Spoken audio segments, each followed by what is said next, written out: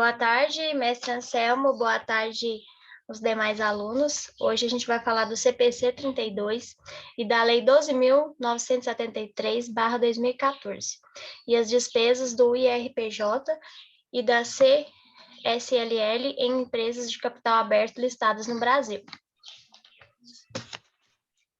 O crescimento do mercado de capital vem crescendo muito desde o início dos anos 2000. É nítido que necessitava de uma demonstração contábil elaborada, ou seja, uma contabilidade mundial, né? As empresas, elas estavam com dificuldade para se relacionarem, porque cada uma tinha sua contabilidade. E para resolver esse problema, foi criada a contabilidade internacional. E por isso foi criado um só padrão, né? Para que elas pudessem falar a mesma língua. Portanto, foi criado em 1973, o IASC, contendo 10 países. O objetivo dele era criar um padrão contábil internacional e para facilitar as movimentações no mercado de capital. O IASC criou o IAS, que são as normas que têm que ser seguidas, né? Depois do IASC, foi criado o IASB, em 2001. O IASB, ele contém mais países. E dentro do IASB, foi criada as normas IFRS. Tá certo. A partir de 2008, as normas nacionais do CPC 32 passou até a concordância com as normas internacionais do IASB para empresa de capital aberto. Ou seja, o que o CPC fez? Ele pegou as normas internacionais, né? Ele transformou ela, fez um estudo, adaptações e criou as normas técnicas. O que é as normas técnicas? Por exemplo, é o nosso CPC 32, CPC 26 e por aí vai. E já as empresas de capital aberto, elas são basicamente aquelas que têm suas ações listadas na Bolsa de Valores. Então, o IFRS, ele ajudou bastante essas empresas de capital aberto, porque o investidor, ele pode adquirir pequenas porções do capital social de uma companhia. Por exemplo, eu estou aqui no Brasil e compro uma ação de uma empresa da China. Então, para o investidor, isso tornou uma segurança maior, né? Para avaliar uma empresa que está do outro lado do mundo. Pode passar, Juninho. O que são as IFRS? Elas são normas internacionais de relatórios financeiros. E ela tem como objetivo manter a transparência e a estabilidade das informações financeiras no mundo. E ela está presente em mais de 120 países. Pode passar. O CPC 32, ele foi criado com a finalidade de especificar os critérios de reconhecimento e mensuração dos tributos sobre o lucro e as informações mínimas que devem ser divulgadas sobre os efeitos desse tributo nas entidades. Já a Lei 12.973 de 2014, ela foi introduzida no intuito de adaptar as legislações tributárias nacional aos métodos e critérios contábeis inseridos no processo de convergência das... Só um minutinho.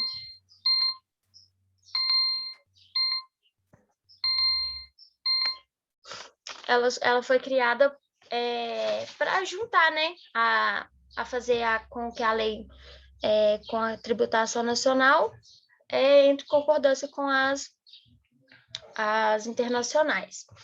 Essa lei, ela é um regime tributário definido. Então, ela é a RTBD. Essa lei, ela vai afetar as empresas de lucro presumido, lucro real e lucro arbitrado. Por quê? Porque antes dessa lei havia a de regime transitório, né? Tributário transitório. E devido à pressão a pressão que teve, aí chegou a uma conclusão que eles criaram a RTD.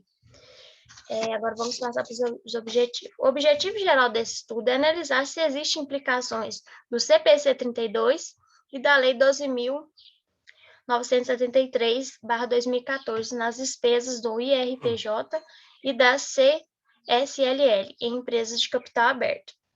O CPC 32 e a Lei 12.973/2014 pode possuir afetações nas despesas correntes e diferidas do IRPJ e da CSLL, pois há diferenças temporárias e permanentes nos lucros contábeis e os fiscais.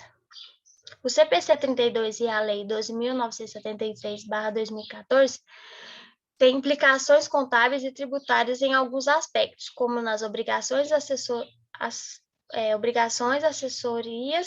para as apurações do IRPJ e da CSLL, no planejamento tributário nos reconhecimentos e nas rotinas dos profissionais contábeis e na conformidade dessa normativa.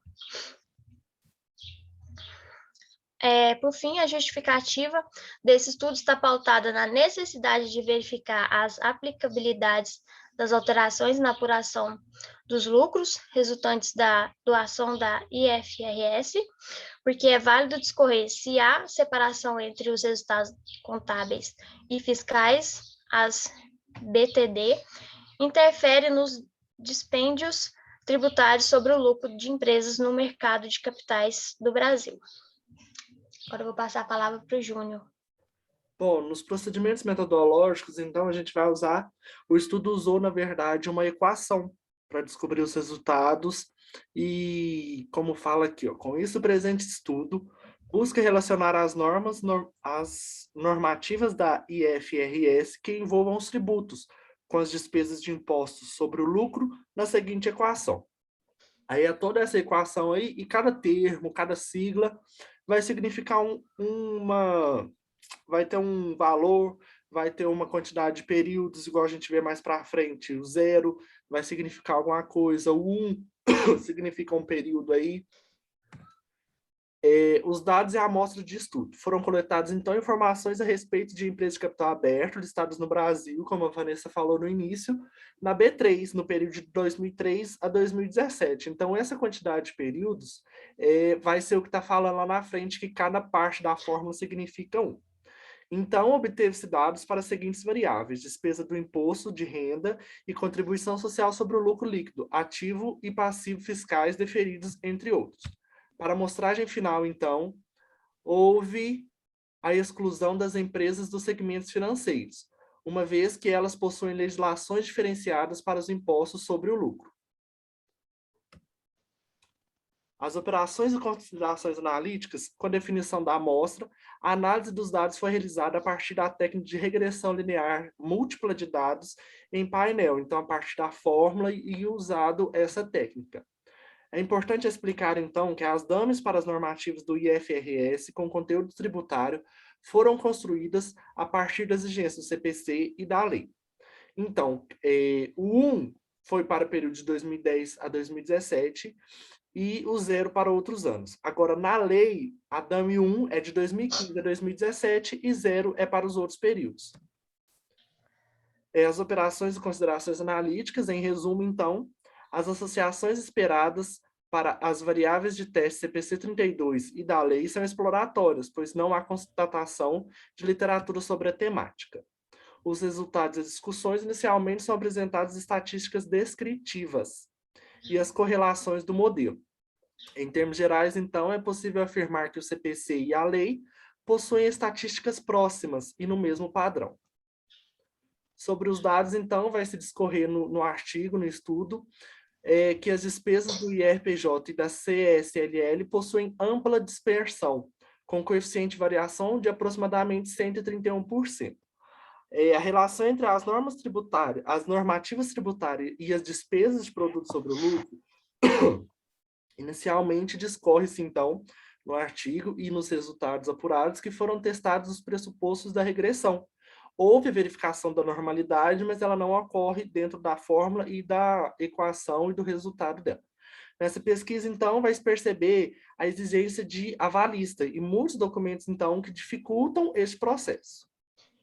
Por fim, houve um teste adicional, considerando as DAMEs no mesmo modelo para a explicação das despesas e dos tributos sobre o lucro. Agora, já nas considerações finais da pesquisa, a gente pode analisar que, considerando a separação entre o lucro contábil e fiscal e a aproximação da contabilidade tributária e a sociedade e a societária, resultante da adoção de IFRS, teve como objetivo central analisar se existem implicações da CPC 32 e da lei nas despesas de IRPJ e CSLL em empresas de capital aberto listadas no Brasil, como a gente falou desde o início. É possível, então, observar que, com os resultados do presente estudo e da equação, com tudo que foi apurado, há indícios bem favoráveis de práticas reportadas na IFRS e aplicadas no contexto nacional, como os tributos diferidos, os ajustes de valor justo e presente, contabilizações de arrecadamentos e despesas pré-operacionais. E, por fim, então, o estudo e os resultados obtidos através desse estudo, ele acaba sugerindo outras pesquisas futuras, como a abordagem qualitativa das motivações das empresas para aplicar o CPC e a lei. E a gente finaliza aqui nossa apresentação. A gente espera que tenha ficado claro sobre o estudo e sobre como é feito, qual fórmula usada, as características, as definições, como a Vanessa falou no início. E a gente encerra aqui. Muito obrigado a todos. Obrigada a todos.